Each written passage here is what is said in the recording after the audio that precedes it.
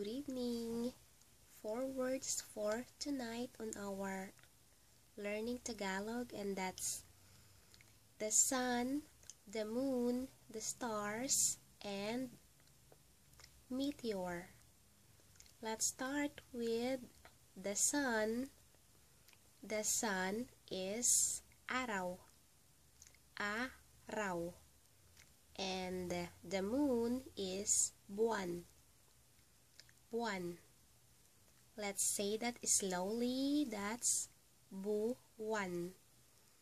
Buwan. Buwan. Buwan. That's the moon. And the stars or star is bituin. And mga bituin, that means the stars. And meteor is bulalakaw.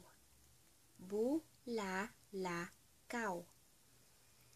And let's do a quick review of our 4 words.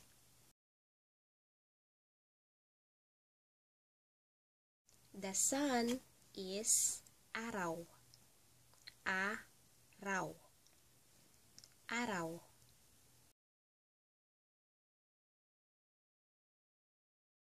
The moon is buwan.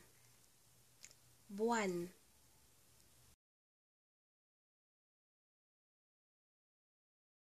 Star is bituin or mga bituin for the stars.